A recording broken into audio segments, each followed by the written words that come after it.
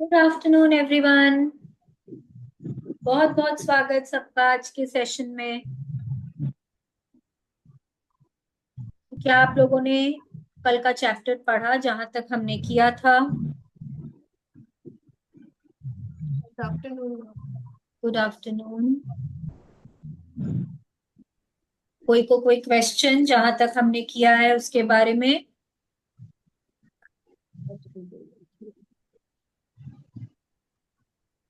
Everything is clear, तो फिर हम आगे बढ़ेंगे।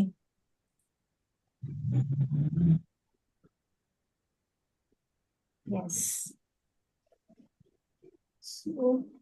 कहाँ तक किया था कल हमने?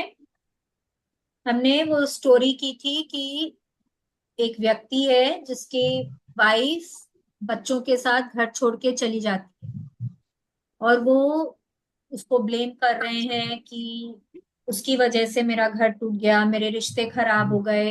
वो बार बार उनको घर लाने की कोशिश करते हैं, उनको मे बी उनको फोन करते हैं, उनको उनसे मिलने जाते हैं, तो अंत में क्या होता है कि उनको जेल हो जाती है। राइट।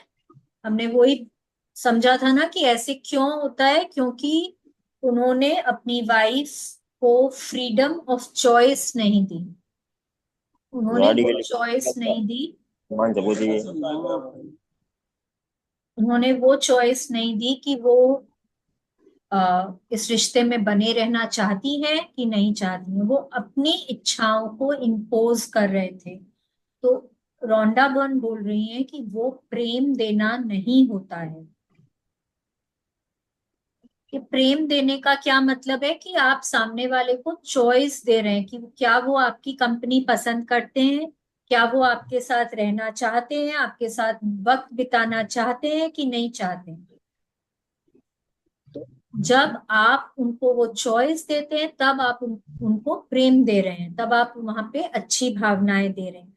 लेकिन जब आप अपनी इच्छाओं को इम्पोज करते हैं कि नहीं, मैं जैसा बोलूंगी आपको वैसा ही करना होगा, तो उसको प्रेम देना नहीं बोलते हैं। ठीक है। अब रोंडा बर्न बोल रहे हैं कि आपको हर सिचुएशन में आपको प्रेम देना है। जब कोई संबंध खराब भी है तो भी अगर आप वहां पे प्रेम देते हैं तो वो संबंध आपके अच्छे हो जाते हैं। उसके लिए भी कोई एक व्यक्ति ही काफी होता है, जरूरी नहीं होता कि सामने वाले को भी कोशिश करनी होगी। अगर आप दिल से कोशिश करते हैं, आप वहां पे अच्छी भावनाएं देते हैं, कृतज्ञता देते हैं, तो भी आप उस संबंध को सुधार सकते हैं। तो देखते हैं आगे अब रोंडा बर्न हमको क्या बोल रही हैं। Let's continue reading. Who is going to read? मैं करूं। हाँ, प्लीज करिए। बिल्कुल। दूसरे लोगों को प्रेम देने का यह मतलब नहीं है कि आप लोगों को खुद पर हावी होने दें या उन्हें किसी भी तरह से अपना अपमान करने दें, क्योंकि यह प्रेम देना नहीं है। दूसरे व्यक्ति को अपने शोषण की अनुमति देने से उस व्यक्ति को कोई मदद नहीं मिलती, और इससे निश्चित रूप से आपको भी मदद नहीं मिलती।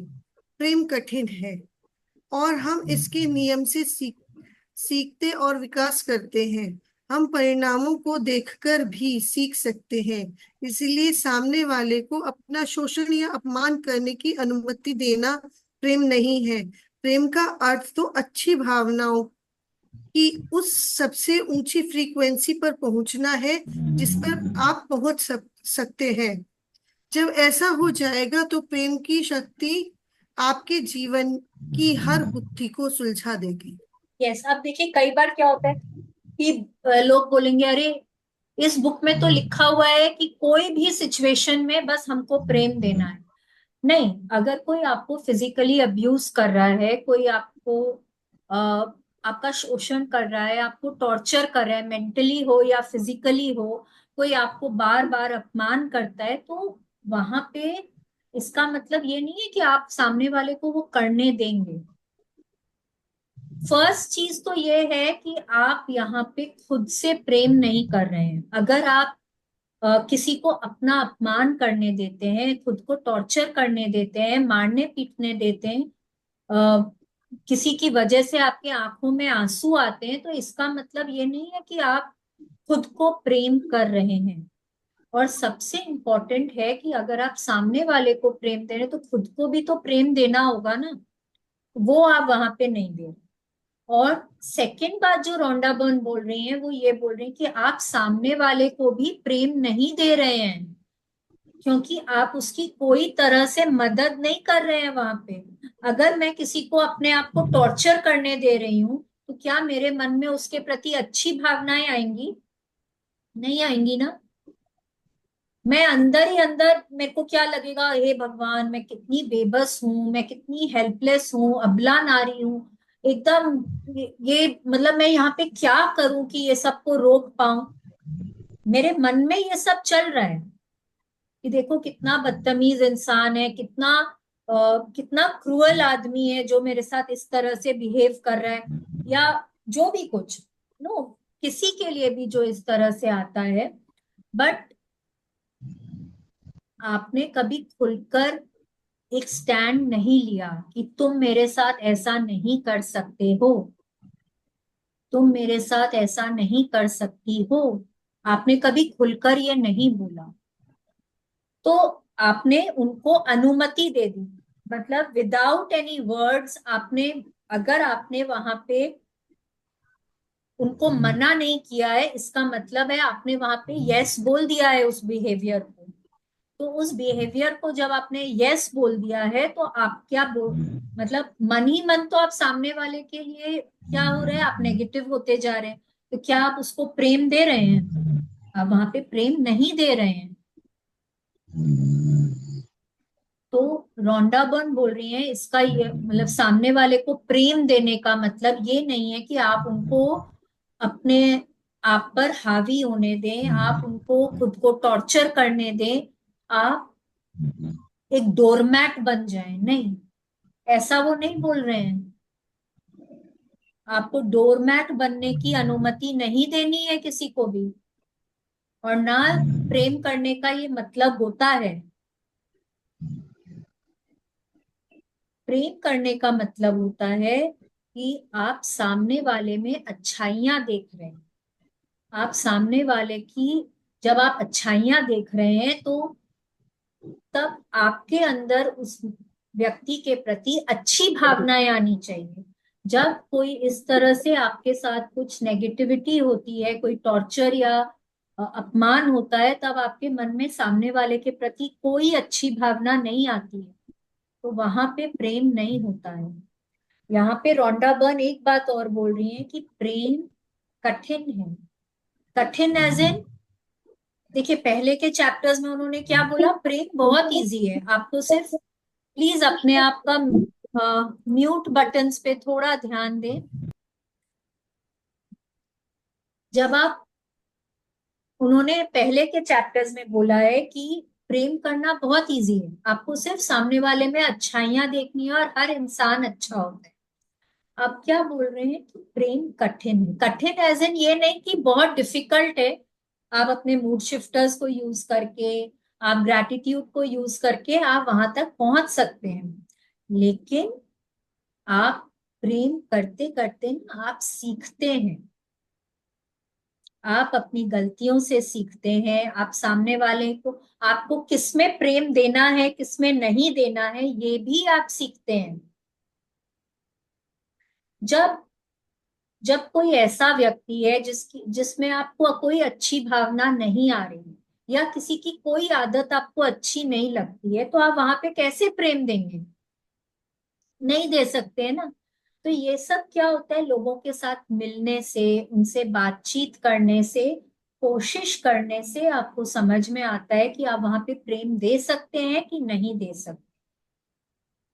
तो वहां पे आप एक एक स्टेप ऊपर जाते हैं कि आपको समझ में आता है कि किस तरह के लोगों को मैं प्रेम दे सकती हूँ, कैसे लोगों को मुझे अट्रैक्ट करना है, कैसे लोगों से मुझे दूर रहना है। तो ये आप सीखते हैं। तो यहाँ पे सबसे इम्पोर्टेंट है कि आप ये जाने कि जो लोग आप में वो बुरी भावनाएं इजाद करते हैं या बुरी भावनाओं को लेकर आते हैं, आप वहां पे प्रेम नहीं दे सकते हैं। यहाँ पे क्या बोल रहे हैं कि प्रेम का अर्थ है एक सबसे ऊंची फ्रीक्वेंसी पे पहुंचना। अच्छी भावनाओं की, अच्छी भावनाएं क्या होती है? एकदम द हाईएस्ट गुड फीलिंग, वहां पे उस फ्रीक्वेंसी पे पहुंचना। क्योंकि जब आप उस फ्रीक्वेंसी पे होते हैं ना, तब आप वैसे ही लोगों को अट्रैक्ट करते हैं जो जिनकी उसी तरह की भावनाएं होती हैं, जो आपको पसंद करते हैं, जिनके कुछ गुण आपको पसंद आएंगे।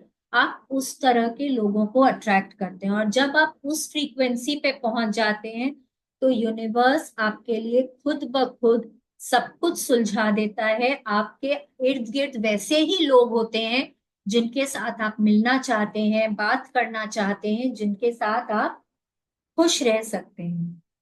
ठीक है, तो लेट्स कंटिन्यू। जब भी कोई मेरा बुरा करता है तो मैं अपनी आत्मा आत्मा को इतना ऊंचा उठाने की कोशिश करता हूँ ताकि बुराई उस तक न पहुंच पाए। रेने डेकॉर्ट, गणितज्ञ और दार्शनिक। यस, देखिए अब ये क्या बोल रहे हैं हमको, कि जब भी कोई मेरा बुरा करता है, कोई भी तरह से, शब्दों से, कर्मों से, कोई भी तरह से जब कोई मेरा बुरा करता है, तो मैं अपने आस पास ना एक ऐसी शील्ड, ऐसा कवच बना लेता हूँ कि वो बुरी भावनाएं जो है, वो बुराई जो है, वो मुझ तक पहुंच ही ना पाए। अब इसका मतलब क्या हुआ कि वो बुराई मुझको अफेक्ट नहीं कर पाए। एंड वो कवच कैसे हम बनाते हैं? सिर्फ और सिर्फ प्रेम देकर। मे बी उस इंसान में प्रेम नहीं दे रहे हैं, लेकिन मैं उस समय और बाकी चीजों में प्रेम दे रही हूँ। ठीक है, मैं, कोई हो सकता है कोई अपने फेवरेट गाने सुन रही हूँ, हो सकता है मैं कोई कॉमेडी शो देख रही हूँ, हो सकता है कि मैं कोई छोटे छोटे बच्चों के साथ खिलखिला के हंस रही हूँ, मैं डांस कर रही हूँ, कुछ भी, जिससे कि मैं इतनी अच्छी फीलिंग्स में होती हूँ ना कि वो बुराई मुझ तक पहुंच ही नहीं पाती है। आपने ना कई बार नोटिस किया होगा कि कोई इंसान है जो जनरली जो है ना, वो मतलब बहुत इरिटेटेड रहते हैं, लेकिन कई बार तो आपको वो इरिटेशन बहुत ज्यादा नेगेटिवली इम्पैक्ट करती है, और कई बार आपके ऊपर उसका कोई असर ही नहीं होता। अब इंसान वही है, वो जो बोल रहे हैं, वो जो जिस तरह से व्यवहार कर रहे हैं, वो भी सेम है, लेकिन कई बार आप अलग तरीके से रिएक्ट करते हैं, कई बार आप अलग तरीके से रिएक्ट करते हैं। ऐसा क्यों होता है? क्योंकि कई बार आपकी फीलिंग्स इतनी हाई होती हैं, आप इतने खुश होते हैं ना, कि आपको वो नेगेटिविटी टच नहीं कर पाती। और कई बार आप खुद नेगेटिव होते हैं, या आपकी फीलिंग्स थोड़ी लो होती है, तब वो नेगेटिविटी आपको और ज्यादा इम्पैक्ट करती है। ठीक है, लेट्स कंटिन्यू। संबंधों का रहस्य। जीवन आपके सामने हर चीज इसलिए पेश करता है ताकि आप अपनी प्रिय चीज को चुन सकें। और जीवन के उपहार का एक हिस्सा यह भी है कि आप जिस इसमें आपको सभी तरह के लोग मिलते हैं।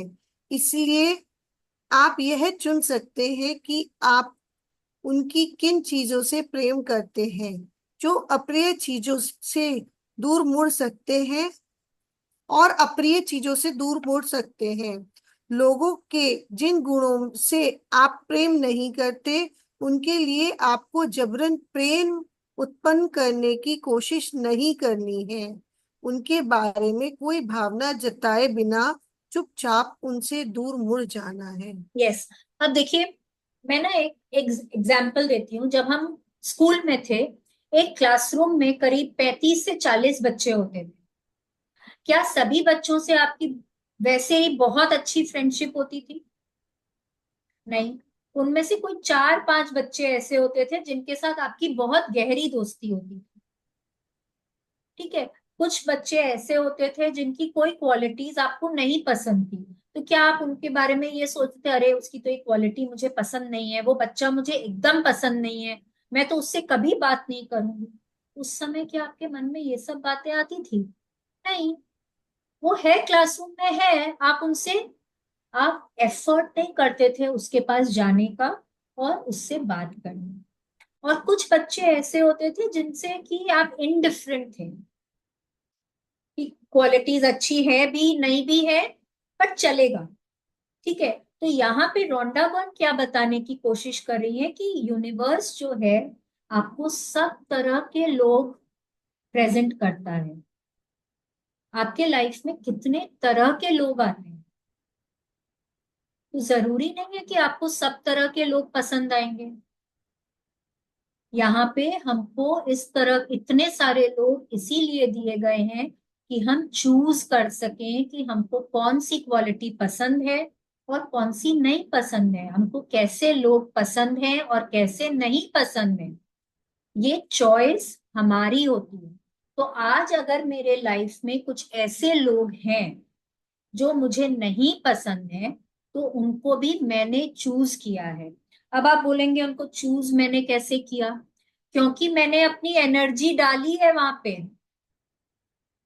मैंने वहां पे ये सोचकर कि इसकी ये क्वालिटी तो मुझे पसंद नहीं है, ये इंसान मुझे एकदम पसंद नहीं है, मैं तो इससे कभी नहीं मिलूंगी, मैं तो इससे कभी बात नहीं करूंगी।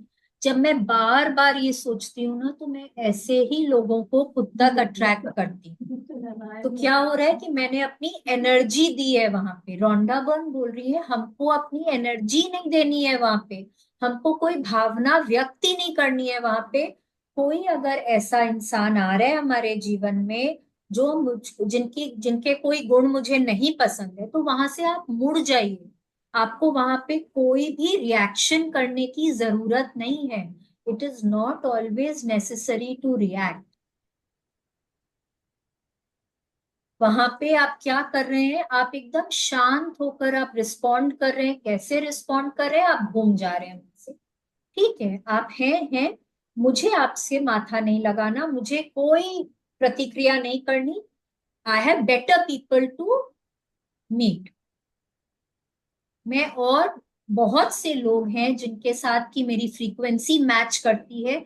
मैं उनसे मिलूंगी, मैं उनके साथ बातें करूंगी, उनके साथ हंसूंगी, उनके साथ एंजॉय करूंगी। ठीक है। तो क्या बोल रहे हैं कि आपको यूनिवर्स गिफ्ट करता है बहुत सारे लोग, बहुत सारे सिचुएशंस, बहुत सारे इवेंट्स। चॉइस हमारी है कि हम कैसे लोगों को अपने लाइफ में अट्रैक्ट करते हैं। बाय कैसे चॉइस हम कैसे करते हैं? अपनी एनर्जी देकर हम कैसे लोगों के ऊपर अपनी एनर्जी देते हैं। ठीक है, लेट्स कंटिन्यू। किसी के अप्रिय गुणों से दूर मुड़ने पर आप नकारात्मकता और तनाव से बच जाते हैं, क्योंकि आप जानते हैं कि जीवन आपको चुनने के लिए विकल्प दे रहा है। इसका यह मतलब नहीं है कि आप खुद को सही और उन्हें गलत साबित करने के लिए उनके साथ बहस करें, उनकी आलोचना करें, उन्हें दोष दें या उन्हें बदलने की इच्छा करें। क्योंकि अगर आप इनमें से एक भी चीज करते हैं तो आप प्रेम नहीं दे रहे हैं। बात खत्म। यस, अब देखिए यहाँ पे क्या बोल रहे हैं कि चलिए एक और एग्जाम्पल लेते हैं, एक सास बहू का एग्जाम्पल लेते हैं। ठीक है। अब सास है, उनको बहू की कुछ कुछ आदतें पसंद नहीं। ठीक है। पर अब वो क्या करती है, वो उन आदतों को वो नजरअंदाज नहीं करती। वो बार बार उन आदतों के बारे में सोचती जाती है। अब जिससे भी मिलती है ना, वो अपने बहू की निंदा करती है। वो तो देर से उठती है, उसको तो खाना पकाना भी नहीं आता, वो तो मेरी सेवा भी नहीं करती है। अब वो जिसको देखो एक ही एक बात बोलते जा रहे हैं। तो इसका मतलब क्या हुआ कि वो वहां पे प्रेम नहीं दे रहे। जब वो वहां पे प्रेम नहीं दे रही हैं, तो वो और ऐसे ही सर्कमस्टेंसेस, ऐसे ही चीजें और अट्रैक्ट कर रही हैं जहां वो और ज्यादा अपनी बहू की निंदा कर सकेगी और ज्यादा उनको उनके लिए बुरा भला नकारात्मक बातें सोच पाएंगी। ठीक है। तो उनको क्या करना है, उनको कहाँ फोकस करना है? ऐसा तो नहीं है कि बहू में कुछ अच्छी आदतें नहीं है। उनको क्या चीज पे फोकस करना है कि देखो, वो देरी से उठती है पर उसके बाद भी वो कितना बढ़िया नाश्ता बना देती है। ठीक है। वो मेरे को डॉक्टर के भी लेके जाती है, मेरी दवाइयों का भी ध्यान रखती है। तो अगर वो ये सब चीजों के ऊपर फोकस करेंगे तो क्या मतलब होता है कि वो वहां पे प्रेम दे रहे हैं। ठीक है। तो यहाँ पे रोंडा बर्न क्या बोल रहे हैं कि जब आपको किसी के कोई गुण नहीं पसंद है और आप वहां पे अपनी एनर्जी नहीं देते हैं, तो आप अपने लाइफ में और नेगेटिव चीजों को आने से रोक देते हैं, आप उससे बच जाते हैं। लेकिन अगर आप उन्हीं चीजों पे फोकस करते मैं फोन रहते हैं, था। आप उन्हीं चीजों पे एनर्जी देते हैं, तो आप वो ही चीज को अपनी जिंदगी में और अट्रैक्ट करते हैं। ठीक है। तो अ, इसका ये मतलब नहीं है कि अगर आप, मतलब वहां पे अगर आप उनके गुणों से आपने अवगुण या जो भी कुछ है जहां पे आपने फोकस नहीं करना है, जहां से आपको मुड़ जाने को बोल रहे हैं ये, तो इसका ये मतलब नहीं है कि आप घूम तो गए लेकिन फिर भी आप उसको क्रिटिसाइज करते जा रहे हैं, निंदा करते जा रहे हैं, आप उसके बारे में सोचते जा रहे हैं। नहीं, वो प्रेम देना नहीं। प्रेम देने का मतलब है कि गुणों के बारे में सोचें, जो गुण आपको पसंद है उनके बारे में सोचें, और सिर्फ अपनी एनर्जी वहीं दें। ठीक है। Let's continue. दयालु होने पर भी, पर आप अपनी ही आत्मा को पोषण देते हैं। निर्मम होते समय आप इसे जहर देते हैं। सम्राट सोलोमन, बाइबल में ये बाइबल में वर्णित इजराइल के सम्राट। यस, अब देखिए क्या बोल रहे हैं कि जब आप किसी के प्रति काइंड होते हैं, जब आप किसी से अच्छे से बात करते हैं, दयालुता दिखाते हैं आप, तो आप खुद को नरिश कर रहे हैं, तो आप खुद का पोषण कर रहे हैं। आपको अंदर से, आप अंदर से ग्रो करते हैं, आप अंदर से अच्छा फील करते हैं। और जब आप किसी के प्रति आप नेगेटिव फील करते हैं, जब आप बहुत गुस्से से व्यवहार करते हैं, जब आप किसी को टॉर्चर करते हैं, जब आप किसी को बहुत बुरा भला बोलते हैं, आपने तो बोल दिया, सामने वाले को तो बुरा लगा ही, बट कोई एक इंसान ऐसा हो जो बोले यहाँ पे कि मैं जब किसी के साथ बुरा बर्ताव करती हूँ तो मुझे अच्छा फील होता है। आप में से क्या कोई भी ऐसा बोल सकता है कि किसी के साथ बुरा बिहेव करके आपको अच्छा फील होता है बाद में? कोई को भी नहीं अच्छा फील होता है। हमको अंदर से तकलीफ होती है। जब हमको अंदर से तकलीफ होती है ना, तब हम कहीं ना कहीं खुद को, हम अपने शारीरिक रूप में हम अपने आप को तकलीफ देते हैं, और वो हमारी लाइफ में एक बीमारी की तरह से आगे आता है। तो हो सकता है आपको हेडेक होने लग जाएगा, हो सकता है आपका शरीर कांपने लग जाएगा, हो सकता है आपका शरीर एकदम लाल हो जाएगा, कईयों के तो स्पीच में फर्क आ जाता है, कईयों के आंख से पानी गिरने लग जाता है, कई तरह की चीजें होती है। तो इम्पैक्ट किसको आ रहा है? जैसे कि गौतम बुद्ध बोलते हैं कि जब आप जलता कोयला किसी के ऊपर डालते हैं, तो उसको जलाने के बजाय आप, कौन पहले जलता है? पहले आप जलते हैं। तो वही, जब आप किसी को नेगेटिव बोलते हैं या किसी के साथ आप बुरा व्यवहार करते हैं, तो पहले आप उस बुराई के दलदल में फंसते हैं। आप अपनी तरफ वो, आप खुद तो अच्छा फील नहीं करते हैं, और आप वो नेगेटिविटी भी खुद तक अट्रैक्ट करते हैं। तो ये डबल तरीके से आपको नेगेटिवली इम्पैक्ट करती है। ठीक है। Let's continue. जब आप प्रेम महसूस करने की फ्रीक्वेंसी पर होते हैं, तो एहसास की उसी फ्रीक्वेंसी पर मौजूद लोग ही आपके जीवन में आ सकते हैं। आप जिस फ्रीक्वेंसी पे होते हैं, आप वैसे ही लोगों को अट्रैक्ट करते हैं। अगर अभी आप गुस्से वाली फ्रीक्वेंसी पे हैं, या आप गुस्से वाले घोड़े के ऊपर दौड़ रहे हैं, तो आप वैसे ही लोगों को अट्रैक्ट करेंगे। अगर आप अच्छी फ्रीक्वेंसी पे हैं, अगर आप ग्रैटिट्यूड की फ्रीक्वेंसी पे हैं, यदि आप भक्ति की फ्रीक्वेंसी पे हैं, आप वैसे लोग अट्रैक्ट करेंगे। अगर आप प्रेम की फ्रीक्वेंसी पे हैं, आप वैसे लोग अट्रैक्ट करेंगे। अगर आप डर की फ्रीक्वेंसी पे हैं, तो आप और ऐसे इवेंट्स और ऐसे सर्कमस्टेंसेस अट्रैक्ट करेंगे जहां आप और डरेंगे। तो आप जिस फ्रीक्वेंसी पे खुद को रखेंगे, आप वैसे ही लोगों को अट्रैक्ट करेंगे। लेट्स आपने देखा कंटिन्यू। प्लीज आपने कंटिन्यू। देखा होगा, कई दिन आप सचमुच खुश महसूस करते हैं और कई दिन आप चिड़चिड़े रहते हैं, और बाकी दिन आप खुशी महसूस करते हैं। दुखी आप महसूस करते हैं। खुशी, अच्छा, दुखी महसूस करते हैं, सॉरी, दुखी महसूस करते हैं। आपके कई अलग अलग संस्करण हो सकते हैं।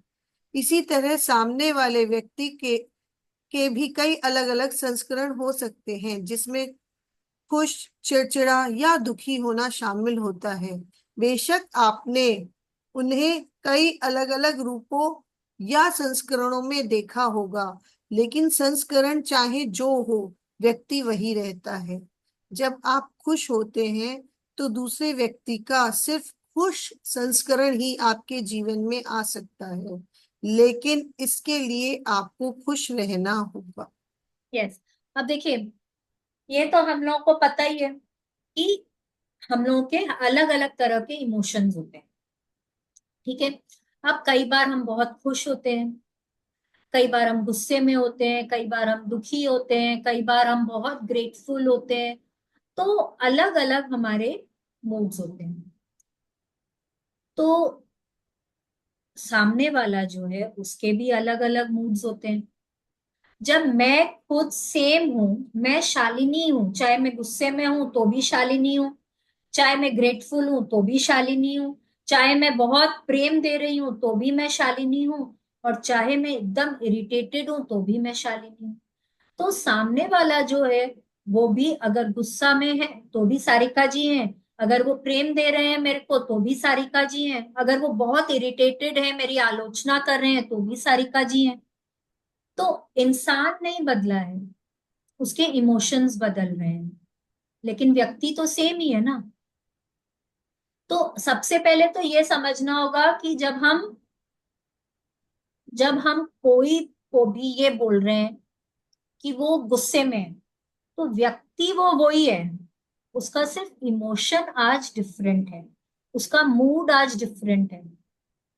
ठीक है। तो चाहे मूड जो भी हो, हमको वहां पे प्रेम देना है, क्योंकि हम वो प्रेम किसको दे रहे हैं, हम वो प्रेम उस इंसान को दे रहे हैं। पर वो इंसान किसी दिन चिड़चिड़ेपन वाले घोड़े पर बैठा होता है, किसी दिन वो प्रेम वाले घोड़े पर बैठा होता है, किसी दिन वो गुस्से वाले घोड़े पर बैठा होता है, लेकिन इंसान तो वो सेम ही है ना, उसका सिर्फ घोड़ा बदल गया है। तो हमको प्रेम देना है, तो हमको प्रेम तो उसी इंसान को देना है। और जब हम खुद, जब पॉजिटिव फील करते हैं, जब हम खुद खुश रहते हैं, जब हम खुद प्रेम दे रहे होते हैं ना, तो हम वैसे ही लोगों को अट्रैक्ट करते हैं, हम वैसे ही मूड्स को अट्रैक्ट करते हैं। अगर हम खुश हैं तो हम वैसा ही सामने वाले का इमोशन अट्रैक्ट करेंगे। अगर हम खुद इरिटेटेड है ना, तो अच्छा, ऐसा क्यों होता है? क्योंकि जो वाइब हम दे रहे हैं ना, तो सामने वाला वो ही तो मुझको देगा। जब मैं वहां पे प्रेम दे रही हूँ तो उसको वो ही मिल रहा है, वो ही मेरे को देगा। अगर मैं उसको इरिटेशन दे रही हूँ तो उसको वो मिल रहा है, उसको जो मिलेगा वो ही वो मुझको लौटाएगा ना। तो आप क्या दे रहे हैं वो समझिए। बहुत जन ऐसे होते हैं जो बोलेंगे कि जब देखो तब वो ना मेरे से इरिटेटेड होके ही बात करते हैं। आप उनसे कैसे बात करते हैं? क्या आप वहां पे बहुत अच्छे से बात करते हैं? पर हम, ये इंसानी प्रवृत्ति है कि हम खुद को कभी नहीं देखते हैं कि मैं क्या दे रही हूं। मैं जो दूंगी वो ही मुझे रिटर्न में मिलेगा। सेम व्यक्ति है, मुझे लगता है वो हमेशा इरिटेटेड रहता है, पर किसी को लगता है वो कितना सॉफ्ट स्पोकन है, कितना वेल मैनर्ड है, कितने अच्छे से सबसे बात करते हैं। तो क्यों सेम इंसान, किसी को बहुत अच्छा लगता है, किसी को थोड़ा कम अच्छा लगता है, ऐसा क्यों होता है?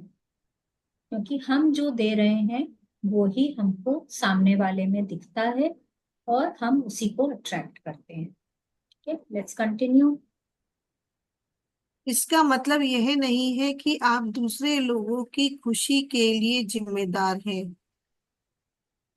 क्योंकि हर व्यक्ति अपने जीवन और खुशी के लिए जिम्मेदार होता है।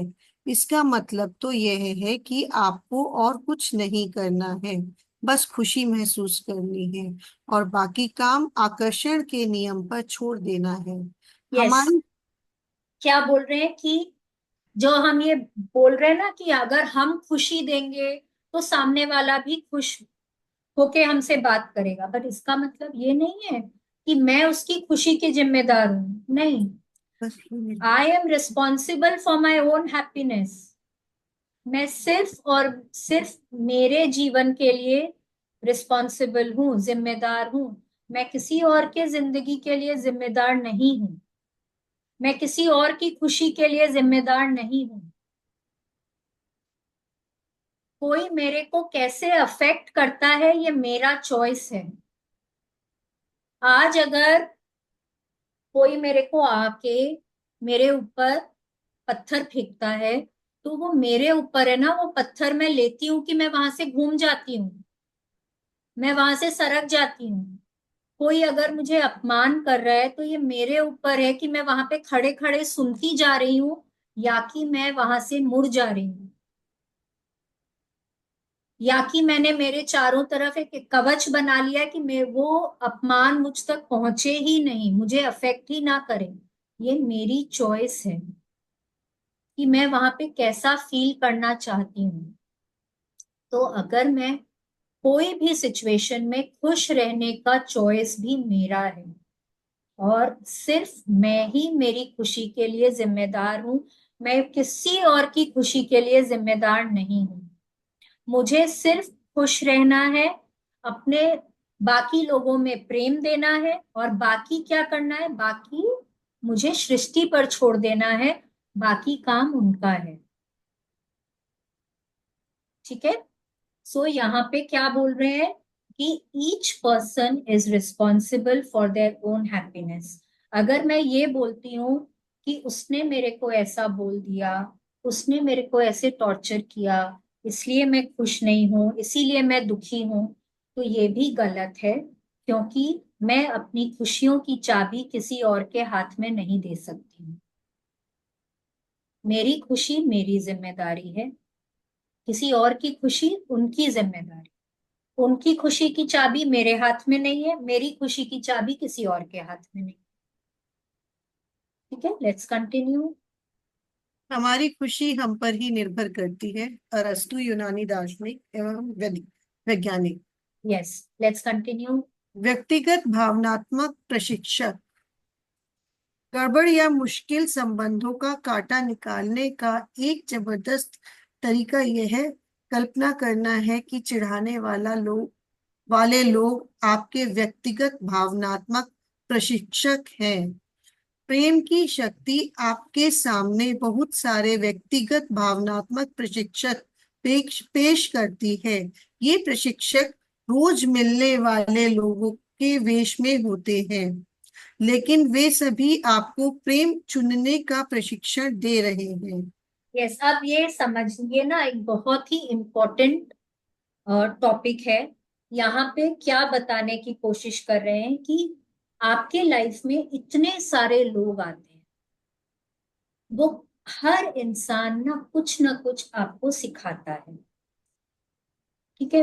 अब हम लोग जब एक्सरसाइज करते हैं, जिम जाते हैं, योगा करते हैं, तो जो हमारे जो टीचर्स होते हैं वो हमको ट्रेन कर रहे होते हैं ना। आप लोग जब स्कूल जाते थे, याद है आपको, जो टीचर्स बहुत लीनियंट होते थे, जो बहुत इजीली मार्क्स दे देते थे, जब होमवर्क्स आपने किया तो ठीक है, नहीं किया तो ठीक है, वो टीचर्स आपको बहुत अच्छे लगते थे।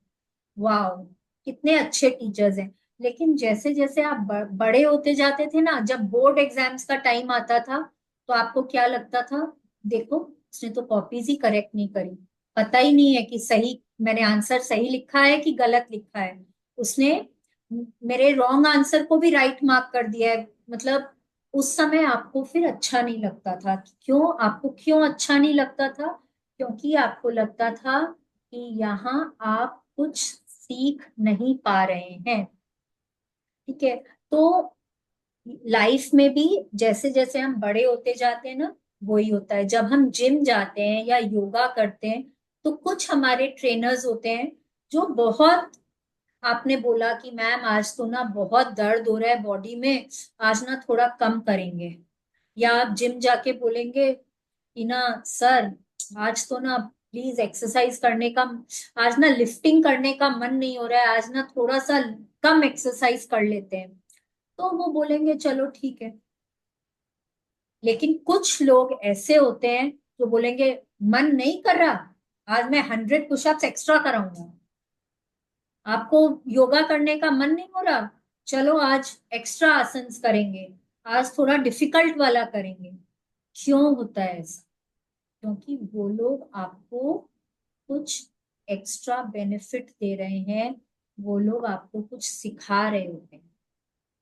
ठीक है। तो हमारे लाइफ में भी कुछ ऐसे लोग आते हैं, मतलब जो, या तो जो लोग ना हमको बहुत इजीली प्रेम करना, हमारे लिए बहुत इजीली वहां पे प्रेम देना पॉसिबल होता है। ठीक है। आपका बच्चा हो सकता है, आपके सिबलिंग्स हो सकते हैं, छोटे छोटे बच्चे होते हैं वहां पे, मतलब बहुत इजी होता है प्रेम देना। कुछ होता है कि चलो ठीक है, आप प्रेम दे पा रहे हैं। कुछ लोग ऐसे होते हैं जहां पे आपको रियली एफर्ट करना होता है कि वहां पे प्रेम कैसे दिया जाए। वहां पे आपको सोचना पड़ता है, वहां पे आपको मेहनत करनी पड़ती है। ठीक है। तो ये जो लोग होते हैं ना, ये लोग होते हैं व्यक्तिगत भावनात्मक प्रशिक्षक, या अगर इंग्लिश में बोले तो personal emotional trainers, pets, personal emotional trainers. ये लोग हमको सिखाते हैं कि हम लोग किस तरह से हर सिचुएशन में हम लोगों को प्रेम देना है। चलिए आगे सीखते हैं क्या करना है। कुछ लोग नर्म प्रवृत्ति के व्यक्तिगत भावनात्मक भावनात्मक प्रशिक्षक होते हैं। वे आप पर ज्यादा दबाव नहीं डालते हैं और उन्हें प्रेम करना बहुत आसान होता है।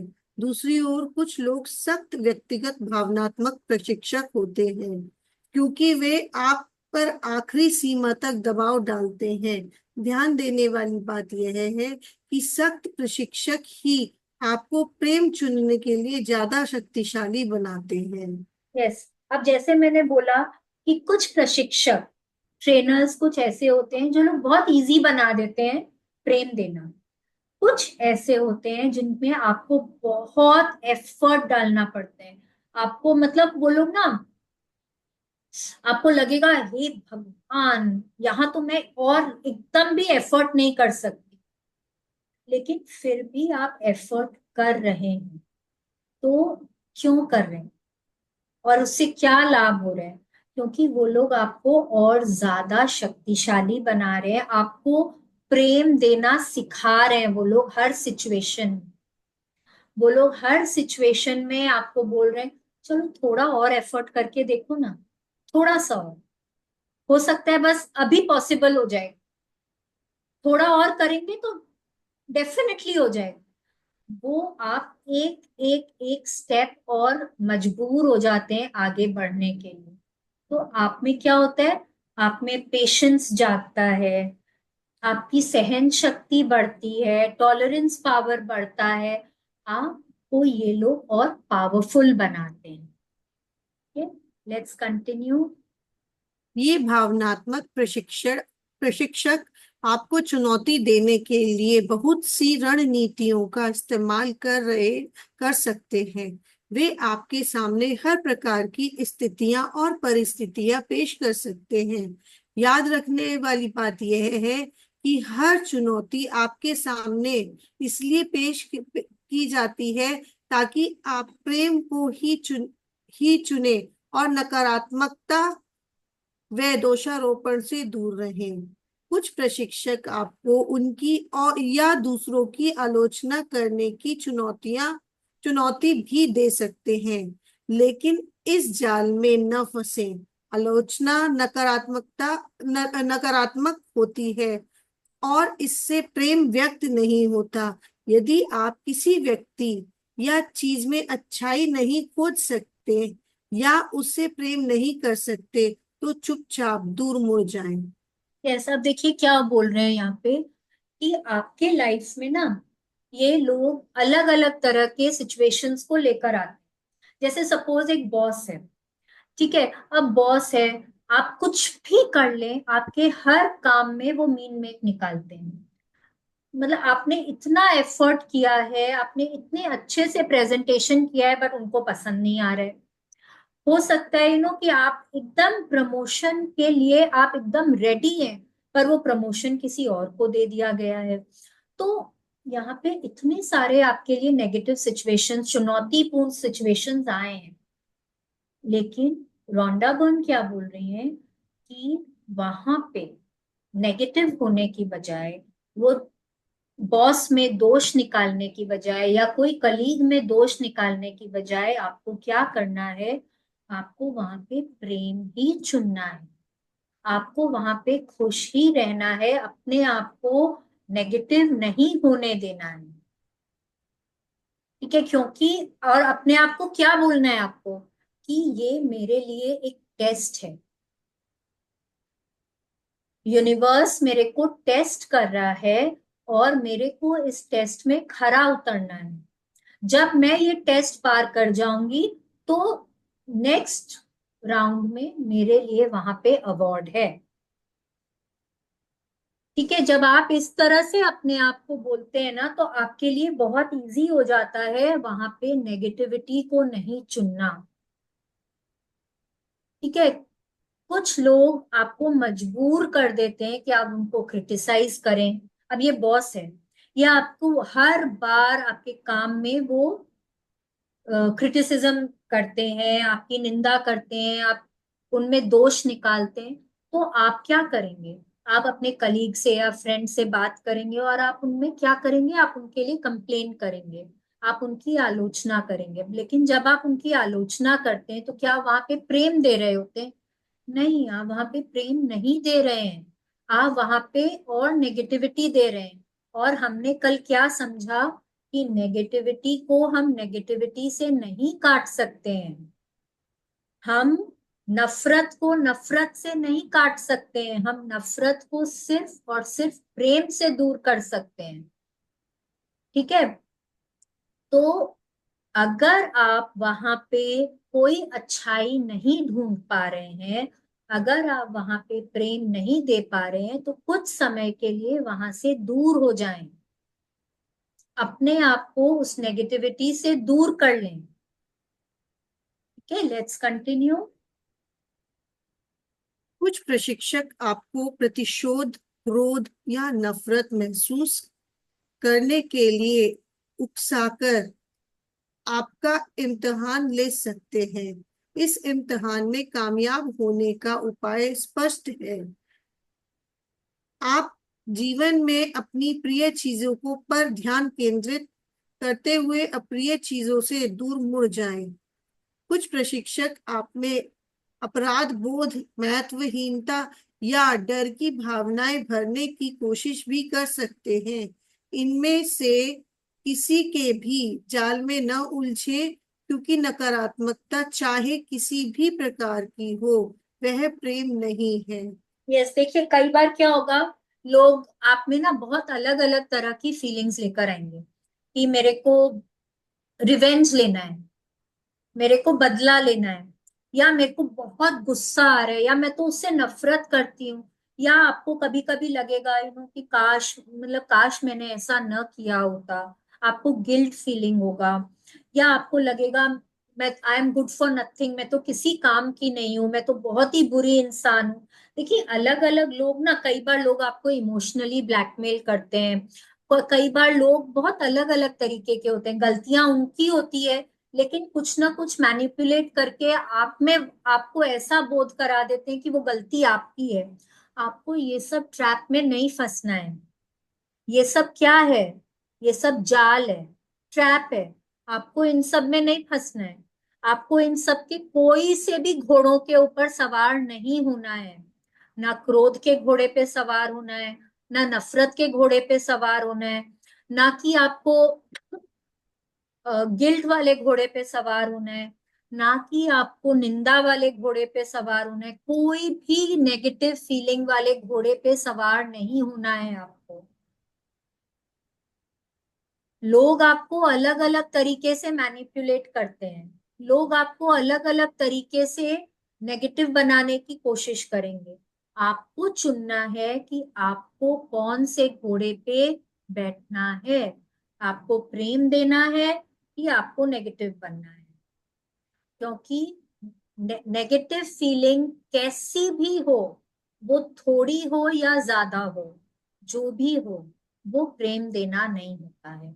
वो अच्छी भावनाएं नहीं होती हैं, वो सकारात्मकता नहीं होती।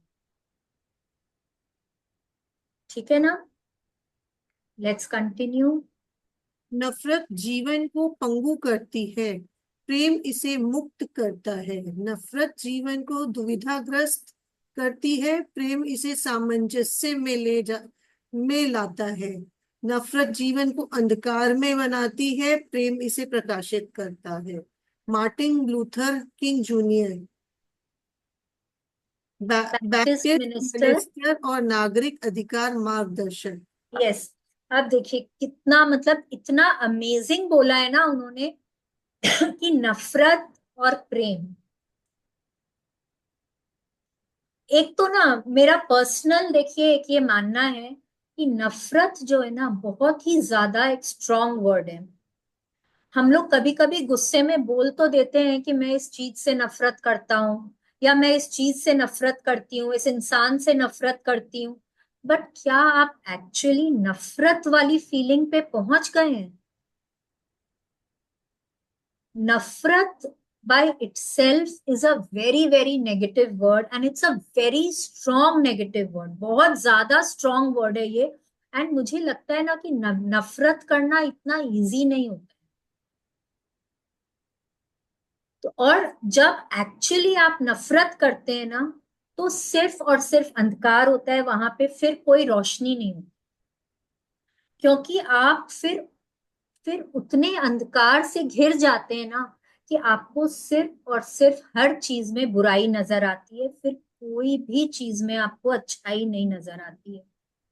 आप वहां पे हर चीज में आप निंदा करते हैं, आप हर चीज में दोष निकालते हैं, हर इंसान आपको बुरा लगता है। तो सिर्फ और सिर्फ अंधकार होता है, रोशनी नहीं होती। और हेट का ऑपोजिट वर्ड क्या होता है? लव। लव जब करते हैं ना, जब हर चीज में प्रेम देते हैं, prem by itself is a beautiful word. जब प्रेम होता है ना, आपने मूवीज में देखा है, जब जब कोई सीन दिखाते हैं ना जहाँ पे दो लोगों के बीच में बहुत प्रेम दिखा रहे होते हैं, तो वहां पे बहुत गार्डन में बहुत फ्लावर्स दिखाते हैं, आ, दो बर्ड्स को एक साथ दिखाते हैं, बहुत ही सुहाना सा एकदम सीन दिखाते हैं वहां पे। क्यों? क्योंकि प्रेम हर चीज को सुंदर बना देता है। हर चीज में अगर आप प्रेम देते हैं तो आपके जीवन में रोशनी होती, light. It makes everything beautiful. नफरत जीवन को पंगु कर देती है, मतलब रिस्ट्रिक्ट कर देती है, आगे बढ़ने नहीं देती है। और प्रेम इसको फ्री कर देता है, जीने के लिए फ्री कर देता है। अपने हिसाब से जियो, खुश रहो, खुश होने के लिए फ्री कर देता है। नफरत हमको कंफ्यूज कर देती है, हमको दुविधा में डालती है, हमको पता नहीं होता। क्योंकि जब आप नफरत दे रहे हैं तो आपके सोचने समझने की शक्ति इधर उधर हो जाती है, तो आपको समझ नहीं आता क्या सही है क्या गलत है, आप नहीं समझ पाते हैं। और प्रेम क्या करता है? सब कुछ को एकदम क्लियर कर देता है। आप बहुत अच्छे से सब कुछ समझ पाते हैं, सब कुछ को देख पाते हैं, सब चीज में अच्छाई खोज पाते हैं। नफरत जीवन को अंधकारमय कर देता है और प्रेम हर चीज में रोशनी कर देता है। ये कोट ना बहुत ही सुंदर कोट है। इसको बार बार जरूर पढ़ें। मुझे तो ये इतना पसंद है ना, इसको बार बार जरूर पढ़ें। इस खाली यही पढ़ने से आपको समझ में आ जाएगा कि हर चीज में प्रेम देने से आपके जीवन में आप कितनी पॉजिटिविटी लेकर आ सकते हैं। Let's continue. यदि आप यह कल्पना कर लेते हैं कि आपके जीवन में जो भी लोग हैं वे आपके व्यक्तिगत भावनात्मक प्रशिक्षक हैं, तो इससे आपको मुश्किल संबंधों में मदद मिलेगी। वास्तव में कठोर प्रशिक्षक ही आपको हर परिस्थिति में प्रेम का चुनाव करने के लिए ज्यादा सशक्त और संकल्पवान बनाते हैं। इसके अलावा वे आपको एक संदेश भी दे रहे हैं। वे आपको बता रहे हैं कि आप नकारात्मक भावना की फ्रीक्वेंसी पर पहुंच गए हैं और आपको इससे दूर हटने के लिए बेहतर महसूस करना चाहिए। कोई भी आपके जीवन में आकर आप पर नकारात्मक असर नहीं डाल सकता जब तक कि आप पहले से ही उस नकारात्मक भावना की फ्रीक्वेंसी पर न हो। यदि आप प्रेम महसूस करने की फ्रीक्वेंसी पर हैं, तो इससे कोई फर्क नहीं पड़ता कि कोई व्यक्ति कितना कठोर या नकारात्मक है। उसका आप पर न तो असर होगा और न ही हो सकता है। यस। अगर आप ये समझ लेंगे ना कि जो लोग भी आपके जीवन में हैं, हर कोई एक ट्रेनर है, एक प्रशिक्षक है, तो आप फिर जब कोई मुश्किल संबंध आएंगे ना, तब आप वहां पे नेगेटिव नहीं होंगे। तब आप वहां पे उनके लिए आलोचना नहीं करेंगे, निंदा नहीं करेंगे, बल्कि आप क्या सोचेंगे, ये मेरे को टेस्ट कर रहे हैं, ये मेरे को इस लायक बना रहे हैं कि मैं हर सिचुएशन में प्रेम दे सकूं, वो मुझे और पावरफुल बना दे रहे हैं। तो उसके लिए तो मुझे उनको थैंक यू बोलना चाहिए कि वो मेरे को और ज्यादा पावरफुल और ज्यादा सशक्त बना रहे हैं। और साथ में जब कोई ऐसे लोग आपके जीवन में आते हैं, तो एक और बेनिफिट क्या होता है कि आप समझ पाते हैं कि आप कैसी फ्रीक्वेंसी पर हैं।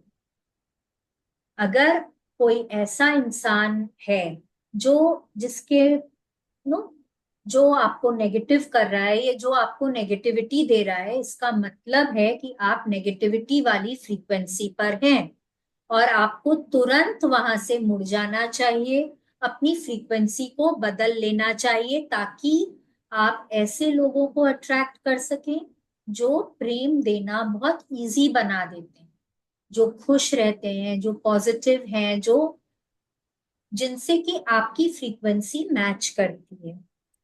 ठीक है। यदि आप हमेशा प्रेम महसूस करने वाली फ्रीक्वेंसी पर होते हैं, तो कोई फर्क नहीं पड़ता कि सामने वाला नेगेटिविटी दे रहा है या पॉजिटिविटी दे रहा है, वो चिड़चिड़ा है या गुस्सा है या जो भी है, वो फीलिंग आपको टच ही नहीं कर सकती है, क्योंकि आप तो खुद खुशी वाली फ्रीक्वेंसी पर हैं और नेगेटिविटी आप तक पहुंच ही नहीं पाती है। Let's continue. बस ये लास्ट पैराग्राफ आज करेंगे। हर व्यक्ति किसी न किसी रूप में व्यक्तिगत भावनात्मक प्रशिक्षक बनकर काम कर रहा है। यह न भूले कि जिस प्रकार दूसरे आपके व्यक्तिगत भावनात्मक प्रशिक्षक हैं, उसी प्रकार आप भी दूसरों के प्रशिक्षक हैं। इस संसार में कोई किसी का शत्रु नहीं होता। जो शत्रु नजर आता है वह वास्तव में महान प्रशिक्षक होता है, जो आपको महान बनाता है, बनाना चाहता है। यस। अब देखिए, ये ना एक बहुत अच्छा आ, मतलब हम लोग जब कर रहे थे तो बोला था हमारी मैम ने कि अगर मटेरियल वर्ल्ड में, अगर इस दुनिया में कोई आपका शत्रु है जिससे कि आप बात भी नहीं करते हैं, जो मतलब आंख से आंख मिलाकर भी नहीं देखते, वो स्पिरिचुअल वर्ल्ड में आपका एक्चुअली फ्रेंड होता है। क्यों?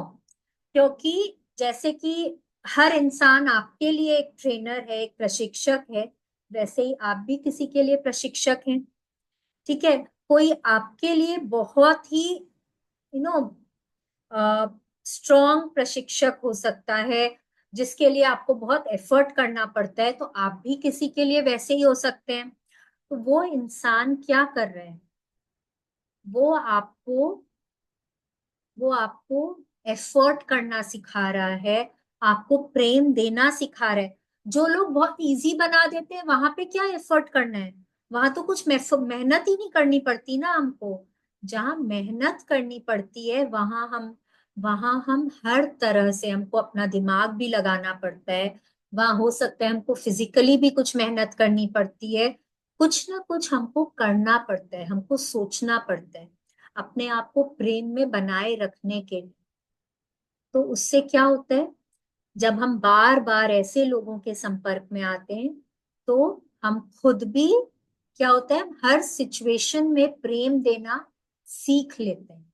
जब हम हर सिचुएशन में प्रेम देना सीख लेते हैं, तो हम एक अलग ही लेवल पे पहुंच जाते हैं। इसका मतलब है कि हमको नेगेटिविटी कभी टच नहीं कर पाती है, कभी हम नेगेटिव होते ही नहीं है, और हम हमेशा खुश रहते हैं। हमको पहुंचना तो उधर ही है, लेकिन अभी हम सब सीख रहे हैं उधर कैसे पहुंचा जाए। जब हम उधर पहुंच लेते हैं, that is the ultimate destination, that is the ultimate place जहां हम सब पहुंचना चाहते हैं, कि हम हमेशा खुश रहे, कोई नेगेटिविटी हमको टच ना करे। और कौन ऐसे लोग हैं जो हमको वहां पे पहुंचाएंगे? जिनको हम शत्रु समझते हैं, या जिनसे हम कभी बात नहीं करना चाहते हैं, जो हमको नेगेटिव लगते हैं, जिनके गुण हमको पसंद नहीं आते हैं, वो लोग दरअसल कौन है? वो लोग ऐसे लोग हैं जो हमको उस डेस्टिनेशन तक पहुंचाते हैं। तो एक्चुअली कौन हुए? हमारे ट्रू फ्रेंड्स हुए। ठीक है। So let's stop here. कल हम लोग आगे करेंगे। अगर आज कुछ नहीं समझ में आया है, तो आप लोग समझ सकते हैं, कुछ पूछ सकते हैं।